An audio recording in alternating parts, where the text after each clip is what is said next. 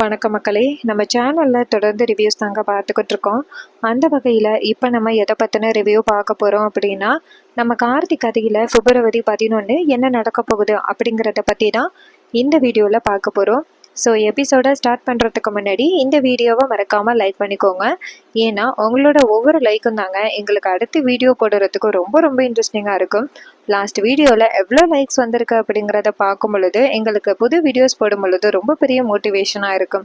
So மறக்காமல் இந்த வீடியோவுக்கு ஒரு லைக் பண்ணிக்கோங்க. கூடவே நம்ம சேனலையும் சப்ஸ்கிரைப் பண்ணிவிட்டு பக்கத்தில் உள்ள பெல்லைக்கானையும் கிளிக் பண்ணி ஆல்ரெடி செட் பண்ணிக்கோங்க. சரி வாங்க வீடியோக்குள்ளே போகலாம். ஸோ என்ன நடக்குதுன்னா, நம்ம ராஜராஜா, கார்த்தி, மயில்வாகனம் 3 பேருமே சேர்ந்து ரூமில் பேசிக்கிட்டு இருக்காங்க. ராஜராஜா துண்ணூறு எடுத்துகிட்டு வந்து கார்த்தியோட நெத்தியில் பூசி விட்டுட்டு, இங்கே பாருப்பா, என் தங்கச்சி பையன் முதல்ல நீ இங்கே வந்திருக்கன்னு எனக்கு தெரிஞ்சிருக்கு. உன்னை எப்படிப்பா என்னால் மாப்பிள்ளைன்னு கூப்பிட முடியாமல் இருக்க முடியும்? உன்னை மாப்பிள்ளைன்னு தப்பா கூப்பிடுவேன் அப்படின்னு ராஜராஜா சொல்ல, கார்த்தி சொல்கிறாரு, மாமா, நான் வந்திருக்கிற விஷயம் உங்களுக்கும் மயில் வாகனத்துக்கும் மட்டும்தான் தெரியும். வேற யாருக்குமே தெரியாது. வேற யாருக்காவது தெரிஞ்சிச்சுன்னா கண்டிப்பாக என்னால் இந்த வீட்டில் இருக்க முடியாது. நான் இந்த வீட்டுக்கு எதுக்காக வந்திருக்கேன் அப்படிங்கிறது உங்களுக்கு தெரியுமில்ல. குடும்பத்தை ஒன்று சேர்க்கறதுக்காக தான் நான் இந்த வீட்டுக்கு வந்திருக்கேன். ஒருவேளை நான் யார் அப்படிங்கிற விஷயம் சாமுண்டீஸ்வரி அத்தைக்கு தெரிஞ்சிச்சுன்னா அடுத்த செகண்டே என்ன இந்த வீட்டை விட்டு அனுப்பிடுவாங்க. அதனால இப்போதைக்கு கொஞ்சம் பொறுமையாக தான் இருக்கணும் அப்படின்னு சொன்னதோட ராஜராஜா சொல்கிறாரு, சரிங்க மாப்பிள்ள, இனிமே என்ன பிரச்சனை வரப்போகுது?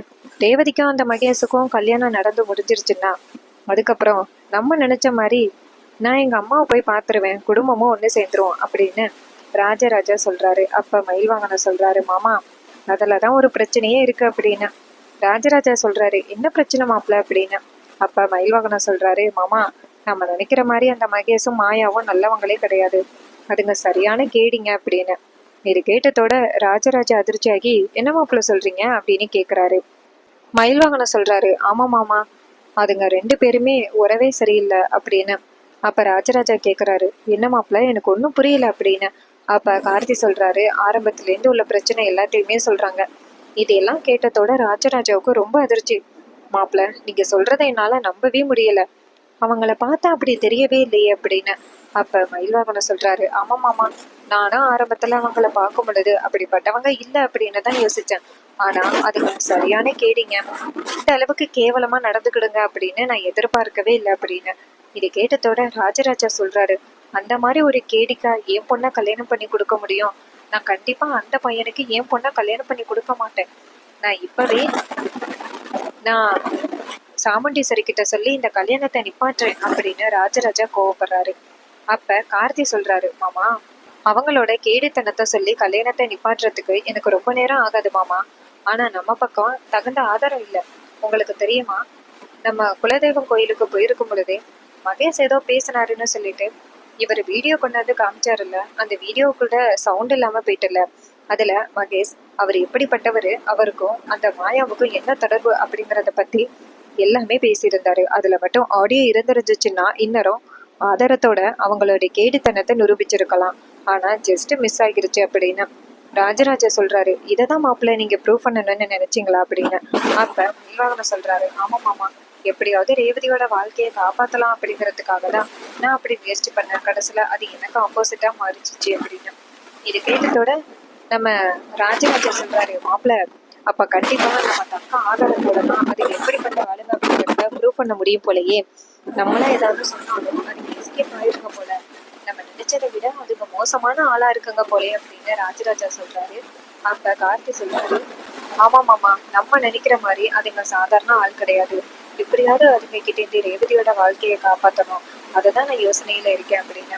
அப்ப மேல்வாங்கன சொல்றாரு, ரேவதியோட வாழ்க்கையை காப்பாத்துறதுக்கு என்கிட்ட ஒரு யோசனை இருக்கு அப்படின்னு. அப்ப கார்த்தி சொல்றாரு, என்ன யோசனை அப்படின்னு. ராஜராஜா சொல்றாரு, சொல்லுங்க மாப்பிள்ள, என் பொண்ணோட வாழ்க்கையை காப்பாத்துறதுக்கு என்ன யோசனைன்னு சொல்லுங்க அப்படின்னு. மயில்வாங்க சொல்றாரு, அதான் இருக்கதே இருக்காரே நம்ம மாப்பிள்ள, ஏன் மாமா பக்கத்திலே மாப்பிள்ளைய வச்சுக்கிட்டு நீங்க ஏன் எவனோ ஒரு கேடி பையலுக்கு ரேவதியை கல்யாணம் பண்ணி கொடுக்கணும் அப்படின்னு. இதை கேட்டதோட கார்த்தி நேரா மயில்வாகனத்துக்கிட்ட, இங்க பாருங்க, இதை பத்தி நான் உங்ககிட்ட ஆல்ரெடி பேசிட்டேன் அப்படின்னு. அப்ப ராஜராஜா சொல்றாரு, மாப்பிள்ள, நீங்களும் என் பொண்ணுக்கு முறமாமன் தானே, நீங்க ரேவதியை கல்யாணம் பண்ணிக்கிறதுக்கு முழு உரிமை இருக்கு அப்படின்னு. அப்ப கார்த்தி சொல்றாரு, இங்க பாருங்க மாமா, என்னால கண்டிப்பா ரேவதியை கல்யாணம் பண்ணிக்க முடியாது அப்படின்னு. இது கேட்டதோட ராஜராஜ சொல்றாரு, மாப்பிள்ள என்ன மாப்பிள்ள, இங்க பாருங்க உங்களுக்கும் கல்யாணம் ஆகலைங்க, நீங்க ரேவதியை கல்யாணம் பண்ணிக்கலாம் மாப்பிள்ள, நான் உங்களுக்கு உரிமை கொடுக்குறேன் அப்படின்னு. அப்ப கார்த்தி சொல்றாரு, மாமா நீங்க சொல்றது எல்லாமே சரிதான், ஆனா எனக்கு ஏற்கனவே கல்யாணம் ஆகிருச்சு அப்படின்னு. இது கேட்டதோட ராஜராஜா அதிர்ச்சி ஆகுறாரு. என்ன மாப்பிள்ள சொல்றீங்க அப்படின்னு. அப்ப கார்த்தி சொல்றாரு, ஆமா மாமா எனக்கு ஏற்கனவே கல்யாணம் ஆகிட்டு கண்டிப்பா என்னால ரேவதியை கல்யாணம் பண்ண முடியாது அப்படின்னு சொல்லிட்டு அந்த இடத்துல இருந்து போறாரு. இதையெல்லாம் பார்த்ததோட மயில்வாகன நேரா ராஜராஜாவை பார்த்து, என்ன மாமா ரொம்ப ஃபீல் பண்றீங்களா, என்ன மாமா ரொம்ப ஃபீல் பண்றீங்களா, நீங்க ஃபீல் பண்ற அளவுக்கு இங்க என்ன நடந்துச்சு அப்படின்னு கேட்க, அப்ப ராஜராஜா சொல்றாரு, என்ன மாப்பிள்ள எப்படி சொல்றீங்க, அதான் கார்த்திக்கு கல்யாணம் ஆகிட்டு இனிமே என் பொண்ணை வந்துட்டு அந்த மகேஷுக்கு தான் கல்யாணம் பண்ணி கொடுக்கணுமா, அப்படிப்பட்ட ஒரு திருட்டு பயலுக்கா என் பொண்ணை கல்யாணம் பண்ணி கொடுக்க முடியும், என் பொண்ணோட வாழ்க்கை என்ன ஆக போகுதுன்னு தெரியலையே அப்படின்ட்டு அவரு ரொம்ப ஃபீல் பண்றாரு. இதை கேட்டுட்டு மயில்வாகன சொல்றாரு, கார்த்தி சொல்லிட்டு போனதை நினைச்சா நீங்க ஃபீல் பண்ணிக்கிட்டு இருக்கீங்க, இங்க பாருங்க கார்த்திக்கு ஏற்கனவே கல்யாணம் ஆனது உண்மைதான், ஆனா அந்த பொண்ணுக்கு என்ன ஆச்சு தெரியுமா அப்படின்னு மயில்வாகனை கேக்குறாரு. இங்க பாருங்க மாமா, அந்த கார்த்தி அந்த பொண்ணை உயிருக்கு உயிரா லவ் பண்ணி இருந்திருக்காரு, 2 பேருக்கும் கல்யாணம் பண்ணி வச்சிருந்திருக்காங்க. ஆனா கடைசியில அந்த பொண்ணை திட்டம் போட்டு சில பேர் கொன்னுட்டாங்க. ஆனா அவங்க 2 பேருமே வந்து நல்லபடியா வாழல தெரியுமா. ஆனா நீங்க சொல்லுங்க, கார்த்தி எந்த அளவுக்கு அந்த பொண்ணை நல்லபடியா பாத்துக்கிட்டாருன்னு தெரியுமா. எல்லாருமே வந்துட்டு ரொம்ப ஆச்சரியப்பட்டாங்களாம். ஆனா கடைசியில இப்படி ஆகிருச்சு. ஆனா நம்ம பொண்ணு ரேவதியா அவனுக்கு கல்யாணம் பண்ணி கொடுத்தா கண்டிப்பா நல்லபடி பார்த்துப்பான். ஆனா ஃபர்ஸ்ட் நம்ம கார்த்தியோட மனசை எப்படியாவது மாத்தணும் அப்படின்னு. அப்ப ராஜராஜா சொல்றாரு, எப்படி மாப்பிள்ள என் மாப்பிள்ளையோட மனசை மாத்துறது, அதுக்கு வாய்ப்பே இல்லையே அப்படின்னு. அப்ப மயில்வாகனம் சொல்றாரு, அதுக்கெல்லாம் ஒரு ஐடியா இருக்கு, பாட்டி சொன்னா கண்டிப்பா பேரம் சொல்ல தட்ட மாட்டாங்க, நீங்க இதை ட்ரை பண்ணுங்க, கண்டிப்பா கார்த்தி பாட்டி பேச்ச கேட்டுதான் ஆகணும் அப்படின்னு. இது கேட்டதோட ராஜராஜா சொல்றாரு, என்ன மாப்பிள்ள பண்ணலாம் அப்படின்னு. மயில்வாகனம் சொல்றாரு, இவ்வளவு நேரம் சொன்னேன், ஆனா எதுவுமே தெரியாம சொல்றீங்க, இங்க பாருங்க போயிட்டு நேரா நீங்க பரமேஸ்வரி பாட்டிய சந்திச்சு அவங்க கிட்ட விஷயத்த சொல்லுங்க, மிச்சத்தை அவங்க பார்த்துக்கப்பாங்க அப்படின்னு. இதை கேட்டதோட ராஜராஜா சொல்றாரு, எப்படியாவது என் கார்த்தி மாப்பிள்ள என் தங்கச்சி பையன் என் பொண்ணை கல்யாணம் பண்ணிக்கிட்டா போதும், அந்த மாதிரி ஒருத்தனுக்கு என் பொண்ணை கல்யாணம் பண்ணி கொடுக்கறதுக்கு நான் கார்த்திக்கே கல்யாணம் பண்ணி கொடுத்துடலாம், என்ன பொண்ணு நல்லா நாச்சும் இருப்பா அப்படின்னு சொன்னதோட மயில்வாகனம் சொல்றாரு, மாமா நீங்க போயிட்டு நீங்க பரமேஸ்வரி பாட்டிய சந்திச்சு பேசுங்க, அவங்களே முழு விவரத்தை சொல்லுவாங்க அப்படின்னு. இது கேட்டதோட ராஜராஜாவும் சரி அப்படின்னு சொல்லிட்டு நேரா கோயிலுக்கு போறாரு பரமேஸ்வரிய பாக்குறதுக்கு. பரமேஸ்வரி கோவில்ல இருக்காங்க. ராஜராஜா ஓடி போய் பரமேஸ்வரிய பார்த்துட்டு அம்மா அப்படின்னு சொல்ல, பரமேஸ்வரி ராஜாவை பார்த்து, ஏப்பா ராஜா உடனே வர சொன்னியப்பா, என்னாச்சுப்பா, ஏதாவது பிரச்சனையா அப்படின்னு. ராஜராஜா சொல்றாரு, அம்மா நம்ம குடும்பம் ஒன்று சேர்றதுக்கு ஒரு வாய்ப்பு கிடைச்சிருக்கு அப்படின்னு. அப்ப பாட்டி கேக்குறாங்க, என்னப்பா சொல்ற, என்ன வாய்ப்புன்னு சொல்லு, நம்ம குடும்பம் சந்தோஷமா இருக்கணும், அதுதான்ப்பா வேணும், சொல்லுப்பா நம்ம குடும்பம் ஒன்று சேர்றதுக்கு என்னப்பா யோசனை அப்படின்னு. ராஜராஜா சொல்றாரு, அம்மா கார்த்தி இருக்கான்ல என் தங்கச்சி பையன், அவனையே ரேவதிக்கு கல்யாணம் பண்ணி வச்சுட்டா என்ன அப்படின்னு. பரமேஸ்வரி சொல்றாங்க, எனக்கும் தப்பா ஆசையா இருக்கு, ஆனா கார்த்தி பிடி கொடுக்க மாட்டேங்கிறானேப்பா, அவன் மட்டும் சரின்னு சொன்னா இப்பவே உன் பொண்ணுக்கு என் பேரனை கல்யாணம் பண்ணி கொடுக்கலாம், ஆனா அவன் தான் ஒத்துக்க மாட்டானேப்பா அப்படின்னு. அப்ப ராஜராஜா சொல்றாரு, அம்மா நீங்க நேரா வந்து சாமுண்டீஸ்வரி கிட்ட பொண்ணு கேளுங்கம்மா, அவ கொடுத்துதான் ஆகணும், நீங்க 4 பேரை கூட்டிட்டு வந்து கேளுங்க, அவ என்ன சொல்றான் அப்படிங்கிறத பார்க்கலாம் அப்படின்னு. சாமுண்டீஸ்வரியை பரமேஸ்வரி சொல்றாங்க, சாமுண்டீஸ்வரியா நான் போனதோட அவக்கு ரொம்ப கோவப்பட்டு என்னை அவமானப்படுத்திட்டா, என்னப்பா பண்றது அப்படின்னு. அப்ப ராஜராஜா சொல்றாரு, அம்மா இப்ப ரேவதிக்கு பார்த்திருக்க மாப்பிள்ள நல்லவனே கிடையாதான், அவனும் அண்ணியும் சேர்ந்து சரியான லூட்டி அடிச்சிருக்காங்க, அவங்களுக்கா நம்ம பொண்ணை கல்யாணம் பண்ணி கொடுக்கணும், அம்மா நீங்க தான் எப்படியாவது ரேவதியோட வாழ்க்கையை காப்பாற்றணும், என் பொண்ணோட வாழ்க்கை உங்க கையில தாம்மா இருக்கு, இங்க பாருங்கம்மா நீங்க நேரா வீட்டுக்கு வந்துட்டு பொண்ணு கேளுங்க, அவ என்னதான் சொல்றா அப்படிங்கிறத நம்ம பாத்திரலாம் அப்படின்னு. இதை கேட்டதோட பரமேஸ்வரி சொல்றாங்க, சரிப்பா நீ சொல்லிட்டியல்ல, நம்ம குடும்பம் ஒன்று சேர்றதுக்கு நம்ம வழியில இதை முயற்சி பண்ணுவோம், கார்த்தி அவன் சைடு அவன் முயற்சி பண்ணட்டும் அப்படின்னு.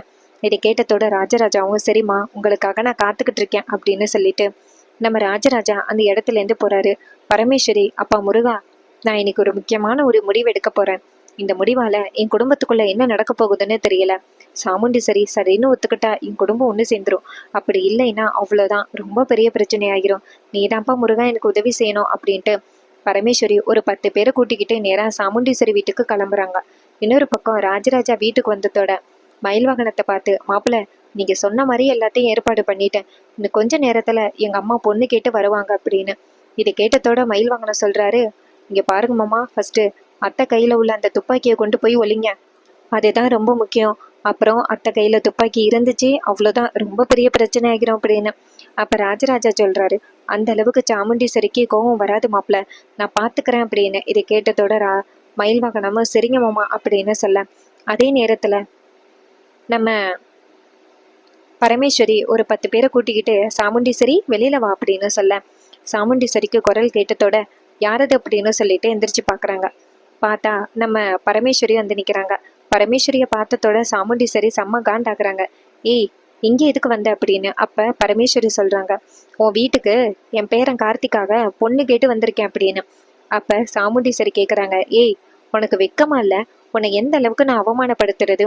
உன் முகத்திலேயே முழிக்க கூடாது அப்படின்னு தான் இவ்வளவு தூரத்துல வந்து இருக்கோம், எதுக்கு இப்ப இங்க வந்த அப்படின்னு சொல்லி கேட்க, அதுக்கு பரமேஸ்வரி சொல்றாங்க, ஏய் இங்க பாரு, உன் வீட்டுல 4 பொண்ணுங்க இருக்குல்ல, அந்த ஒரு பொண்ண ஏன் பேரனுக்கு கல்யாணம் பண்ணி கொடு அப்படின்னு. இன்னொரு பக்கம் கார்த்தி இதை பார்த்துட்டு ரொம்ப அதிர்ச்சி ஆகுறாரு. எதுக்காக பாட்டி இப்படி பண்றாங்க? இதனால வீட்டுக்குள்ள எவ்வளவு பெரிய பிரச்சனை வரப்போகுதுன்னு தெரியலையே அப்படிங்கிறாரு. அந்த நேரம் பார்த்து மயில் வாகனமும் நம்ம ராஜராஜாவும் திருன்னு முழிச்சுக்கிட்டு நிக்கிறத பார்த்துட்டு கார்த்தி நைசா மயில் வாகனத்திட்ட போயிட்டு, இதெல்லாம் உங்களோட வேலையா? நீங்க தான் பாட்டிக்கிட்ட சொல்லி வர சொன்னீங்களா அப்படின்னு. அதுக்கு மயில் வாகனம் சொல்றாரு, இங்க பாருப்பா, எனக்கு இதுக்கும் சம்மந்தம் கிடையாது, நீ மாமா கிட்ட கேட்டுக்கோ அப்படின்னு. அப்ப ராஜராஜா சொல்றாரு, கார்த்தி மாப்பிள்ள, அந்த மாதிரி ஒருத்தன் என் பொண்ணை கல்யாணம் பண்ண போறான் அப்படின்னா நான் எப்படி மாப்பிள்ள விட்டுக்கிட்டு இருப்பேன்? இங்க பாரு, நீங்க தான் மாப்பிள்ள ரேவதிக்கு சரியான ஜோடி. நீங்க பாருங்க, என் பொண்ணோட வாழ்க்கையை காப்பாத்துறது உங்க கையில தான் இருக்கு, நீங்க தான் காப்பாத்தணும் அப்படின்னு. இதை கேட்டதோட கார்த்தி சொல்றாரு, ஐயோ ஏன் மாமா இப்படி பண்ணீங்க, இதனால என்ன பிரச்சனை வரப்போகுதுன்னு தெரியல அப்படின்னு.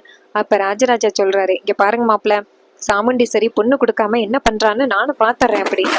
அதே நேரத்துல சாமுண்டீஸ்வரி நேரா பரமேஸ்வரிய பார்த்து, யார சொல்லி நீ இங்க வந்து பேசிக்கிட்டு இருக்க? யார் உனக்கு இவ்வளவு தைரியம் கொடுத்தது? யாரு? அந்த ராஜ சேதுபதியா அப்படின்னு சொல்ல, பரமேஸ்வரி சொல்றாங்க, யாரும் சொல்லிதான் நான் இங்க வந்து பொண்ணு கேட்கணும் அப்படின்னு அவசியம் கிடையாது, உரிமை இருக்கு, அதான் வந்தேன் அப்படின்னு. அப்ப சாமுண்டீஸ்வரி சொல்றாங்க, 25 வருஷமா எங்க போன, இப்ப வந்திருக்க அப்படின்னு. அதுக்கு 25 வருஷமா இந்த குடும்பம் ஒண்ணு சேராது அப்படின்னு நினைச்சுக்கிட்டு இருந்தேன், எந்த வாய்ப்பும் இல்லை அப்படின்னு நினைச்சுக்கிட்டு இருந்தேன், ஆனா இப்பதான் புரியுது, என் பேரனுக்கு ஏத்த பொண்ணு இந்த வீட்டுல இருக்கா, அதனால ஒரு பொண்ணை என் பேரனுக்கு கல்யாணம் பண்ணி கொடு அப்படின்னு கேட்டதோட சாமுண்டீஸ்வரி பரமேஸ்வரிய பார்த்து, இப்ப எதுக்கு நீ தேவையில்லாம இங்க வந்து பிரச்சனை பண்ணிக்கிட்டு இருக்க, மரியாதையை இந்த இடத்த விட்டு போ அப்படின்னு. அப்ப பரமேஸ்வரி கூட வந்தவங்க, இங்க பாருமா, என்னம்மா பொண்ணு கேட்டு வந்தவங்கள இப்படி அவமானப்படுத்தி அனுப்புற அப்படின்னு. அதுக்கு பரமேஸ்வரி சொல்றாங்க, சரி சும்மா இருங்க அப்படின்னு. சாமுண்டீஸ்வரி சொல்றாங்க, நானா அவமானப்படுத்தணும்னு நினைக்கிறேன், அவங்களா தேடி வந்து அவமானப்படுறதுக்கு நான் என்ன பண்றது? நீங்க பாருங்க, மரியாதையா இதெல்லாம் தூக்கிக்கிட்டு வெளியில போயிருங்க, இல்லைன்னா அவ்வளவுதான் அப்படின்னு. இது கேட்டதோட பரமேஸ்வரி சொல்றாங்க, முடியாது சாமுண்டீஸ்வரி, நான் என் பேத்திக்கும் கூட பேசிட்டு தான் இந்த இடத்த விட்டு போவேன் அப்படின்னு. சாமுண்டீஸ்வரி கேக்குறாங்க, இந்த இடத்த விட்டு போறியா இல்லையா அப்படின்னு. அப்ப பரமேஸ்வரி சொல்றாங்க, இந்த வீட்டுக்கு வரத்துக்கு எனக்கு முழு உரிமை இருக்கு, என் பையன் எங்க இருக்கான், என் பேத்திங்க எங்க இருக்காளுக, அவளுக்கு கிட்ட பேசிட்டு என் பையனையும் பார்த்துட்டு தான் இந்த இடத்த விட்டு போவேன், உன்னால என்ன பண்ண முடியுமோ பண்ணிக்க சாமுண்டீஸ்வரி அப்படின்னு சொல்ல, இதை கேட்டதோட சாமுண்டீஸ்வரி செம்ம காண்டாகுறாங்க. அப்ப நம்ம ரேவதி அங்கேருந்து சாமுண்டீஸ்வரி கிட்ட வந்து, அம்மா இவங்க என்னதான் இருந்தாலும் பெரியவங்கம்மா, இவங்கள அவமானப்படுத்தி பேசுறது ரொம்ப தப்புமா அப்படின்னு. சாமுண்டீஸ்வரி ரேவதியை பார்த்து, ரேவதி உனக்கு எதுவுமே தெரியாது ரேவதி, அன்னைக்கு என்ன நடந்துச்சுன்னு, இவளால என் பெத்த அம்மாவை பறி கொடுத்துட்டு இருக்கேன் அப்படின்னு. இதை கேட்டதோட ரேவதி சொல்றாங்க, அம்மா அதுக்காக 25 வருஷமா ஒரு குடும்பத்தை நீ ரொம்ப வந்துட்டு பழி வாங்கிட்டம்மா, இது வரைக்கும் அவங்க தண்டனை அனுபவிச்சது போதுமா அப்படின்னு. ஆனா சாமுண்டீஸ்வரி சொல்றாங்க, இப்ப நான் அவங்கள மன்னிச்சா எங்க அம்மா திரும்பி வந்துருவாங்களா ரேவதி, சொல்லு அப்படின்னு. அப்ப ரேவதி அமைதியா இருக்காங்க. அப்ப பரமேஸ்வரி சொல்றாங்க, இங்க பாரு சாமுண்டீஸ்வரி, அன்னைக்கு என் புருஷன் அந்த மாதிரி ஒரு அநியாயமான வாக்கு சொன்னது ரொம்ப பெரிய தப்பு தான், அது எங்க மேல தப்பு இருக்கு, இல்லைன்னு சொல்லல, ஆனா அதுக்காக 25 வருஷமா எங்க பிள்ளைய பிரிஞ்சு இருந்துட்டோம், என் பேத்தியையும் பிரிஞ்சு இருந்துட்டேன், இதுக்கு மேலேயும் நீ வந்துட்டு எங்களை அவமானப்படணும் அப்படின்னு நினைக்கிறியா? இங்க பாரு, தயவு செஞ்சு இதோட இந்த பிரச்சனையை நிப்பாட்டு அப்படின்னு. ஆனா சாமுண்டீஸ்வரி சொல்றாங்க, இங்க பாரு, சாகுற வரைக்கும் நீ என் குடும்பத்துக்கு பண்ண இந்த அநியாயத்தையும் அக்கிரமத்தையும் மறக்கவே மாட்டேன், எங்க அம்மா இந்நேரம் உயிரோட இருந்து கூடவே இருந்திருப்பாங்க, ஆனா எங்க அம்மா இன்னைக்கு அவமானத்தோட சாகுறதுக்கு நீ தானே காரணம் அப்படின்னு. இதை கேட்டதோட பரமேஸ்வரி சொல்றாங்க, சாமுண்டீஸ்வரி அதுக்கு நான் காலப்புறம் உங்ககிட்ட நான் மன்னிப்பு கேட்கிறேன், ஆனா தயவு செஞ்சு இந்த பிரச்சனையை இதோட விட்டுரு அப்படின்னு சாமுண்டீஸ்வரி சொல்றாங்க. நீ மட்டும் இப்ப இந்த வீட்டை விட்டு போகலைன்னா அப்புறம் என் துப்பாக்கி தான் பேசும் அப்படின்னு.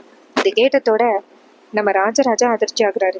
ராஜராஜா சாமுண்டீஸ்வரியை பார்த்து, சாமுண்டீஸ்வரி என்னம்மா இப்படி முடிவெடுக்கிற அப்படின்னு. அப்ப சாமுண்டீஸ்வரி சொல்றாங்க, என்ன பெத்த அம்மா அப்படி வந்து நிக்கிறத பார்த்துட்டு உங்களுக்கு கஷ்டமா இருக்கா? நீங்க பாருங்க, ஒருவேளை உங்க அம்மா தான் உங்களுக்கு முக்கியம் அப்படின்னு தோணுச்சுன்னா உங்க பிள்ளைங்களையும் என்னைய விட்டுட்டு போய்கிட்டே இருங்க அப்படின்னு. இது கேட்டதோட ராஜராஜா ரொம்ப அதிர்ச்சி ஆகுறாரு. அப்ப மயில்வாகனா நேரா ராஜராஜாவை பார்த்து, மாமா அமைதியா இருங்க, நம்ம எடுத்த முடிவு தப்பாயிருச்சு, இப்படி பிரச்சனை ஆகும்னு நான் எதிர்பார்க்கல அப்படின்னு. அப்ப பரமேஸ்வரி நேரா சாமுண்டீஸ்வரியை பார்த்து, இங்க பாரு சாமுண்டீஸ்வரி, உன் பொண்ணை என் பேரனுக்கு கல்யாணம் பண்ணி கொடு அப்படின்னு. ஆனா சாமுண்டீஸ்வரி சொல்றாங்க, இங்க பாரு, இந்த இடத்த விட்டு மட்டும் நீ போகல, உனக்கு இருக்கு அப்படின்னு சொல்லிட்டு நேரா வீட்டுக்குள்ள போயிட்டு துப்பாக்கி எடுக்கிறாங்க. துப்பாக்கியை பார்த்ததோட நம்ம ராஜராஜா அதிர்ச்சி ஆகுறாரு. அப்ப பரமேஸ்வரி சொல்றாங்க, இங்க பாரு, இத்தனை வருஷமா நான் என் பிள்ளைய பிரிஞ்சிருக்கிறேன்னு, அதுக்கு நான் உன் கையில சுட்டுப்பட்டு சாகலாம், சுடுடி அப்படின்னு சொல்லிட்டு நம்ம சாமுண்டீஸ்வரிக்கு முன்னாடி பரமேஸ்வரி நிக்கிறாங்க. சாமுண்டீஸ்வரி துப்பாக்கியை நேரா நீட்டிக்கிட்டு இருக்கா. அப்ப டக்குன்னு நம்ம ராஜராஜா வந்து எதிர்க்க நிக்கிறாரு. அப்ப சாமுண்டீஸ்வரி நேரா ராஜராஜாவை பார்த்து, என்ன உங்க அம்மாவுக்காக வந்து இடையில நிக்கிறீங்களா? நீங்க மட்டும் இப்ப நவரல, உங்களை சுற்றுவேன் அப்படின்னு. அதே நேரத்துல டக்குன்னு ரேவதி வந்து நிக்கிறாங்க. இவங்களையெல்லாம் பார்த்ததோட சாமுண்டீஸ்வரி சொல்றாங்க, என்ன எனக்கு எதிராக நீங்க எல்லாரும் திரும்பிட்டீங்களா அப்படின்னு. அப்ப ரேவதி சொல்றாங்க, அம்மா ஏதோ வயசானவங்க இப்படிப்பட்ட ஒரு முடிவு எடுத்துட்டாங்க, அவங்களோட மனசுல உள்ள ஆசையே இப்படி வெளிப்படுத்தியிருக்காங்க, அதுக்காக நீங்க இப்படி பண்ணணும் அப்படின்னு அவசியம் இல்லைம்மா. அம்மா தயவு செஞ்சு கொஞ்சம் பொறுமையா முடிவெடுங்க அப்படின்னு. அதுக்கு சாமுண்டீஸ்வரி சொல்றாங்க, ரேவதி இவளால நான் எவ்வளவு அவமானப்பட்டேன், நான் எவ்வளவு அசிங்கப்பட்டேன்னு எனக்கு தான் தெரியும். அன்னைக்கு ஒரு நாள் இவங்க சரியான முடிவு தீர்ப்பு சொல்லியிருந்தா இவ்வளவு பெரிய பிரச்சனை வந்திருக்குமா? இது எல்லாத்துக்குமே காரணம் இந்த பொம்பளை தானே. இவ சொல்லியிருக்கலாம்ல ராஜ சேதுபதி கிட்ட, அவ அப்படிப்பட்டவ கிடையாது, அவ அந்த மாதிரி பண்ண மாட்டான்னு சொல்லியிருக்கலாம்ல. ஆனா சொல்லவே இல்லையே, அந்த இடத்துல வாயடிச்சு போய் தானே நின்னா. அந்த இடத்துல இவ ஒரு வார்த்தை சொல்லியிருந்தா இன்னரும் எங்க அம்மாவுக்கு அப்படி ஒரு அநியாயம் நடந்திருக்காது இல்ல, இவ்வளவு பெரிய பிரச்சனையும் நடந்திருக்காது இல்ல. இது எல்லாத்துக்குமே காரணம் இந்த பொம்பளையும் கூட தான். இவ முகத்துல முழிக்கிறதுக்கே எனக்கு ரொம்ப கேவலமா இருக்கு. இவளை இந்த இடத்த விட்டு போ சொல்லு ரேவதி அப்படின்னு.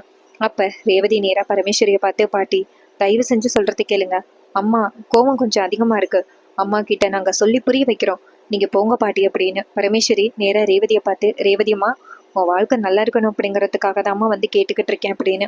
ரேவதி சொல்றாங்க, பாட்டி நாளைக்கு உங்க கோவில்ல நான் சந்திக்கிறேன், நீங்க கிளம்புங்க அப்படின்னு. இது கேட்டதோட பரமேஸ்வரியும் சரிம்மா அப்படின்னு சொல்லிட்டு அந்த இடத்துல இருந்து கிளம்புறாங்க. அப்ப ரேவதி நேரா சாமுண்டீஸ்வரி பார்த்து, அம்மா என்னம்மா இவ்வளோ கோவப்படுறீங்க அப்படின்னு. அப்ப சாமுண்டீஸ்வரி சொல்றாங்க, எல்லாம் வெறுப்பு ரேவதி, வெறுப்பு. என்னை பெத்த அம்மாவை இழந்ததுக்கு நான் எந்த அளவுக்கு கஷ்டப்பட்டேன்னு எனக்கு தான் ரேவதி தெரியும். அந்த பொம்பளை ஒரு செகண்ட் நினைச்சிருந்தா நம்ம அம்மாவை காப்பாத்திருக்கலாம், ஆனா நம்ம அம்மாவை திருட்டுப்பள்ளி ஏந்துட்டியால, அப்ப அவளை நான் சும்மா விடுவேனா அப்படின்னு சொல்லி கேட்குறாங்க. ஸோ அவ்வளோதாங்க இந்த ப்ரோமோ பிடிச்சிருந்துச்சுன்னா இந்த வீடியோக்கு ஒரு லைக் பண்ணிக்கோங்க. நம்ம சேனலையும் சப்ஸ்கிரைப் பண்ணிவிட்டு பக்கத்தில் உள்ள பெல் ஐக்கானை கிளிக் பண்ணி ஆல்ல செட் பண்ணிக்கோங்க. அப்போ தாங்க புது வீடியோஸ் போடும்பொழுது உங்களுக்கு நோட்டிஃபிகேஷன் வரும்.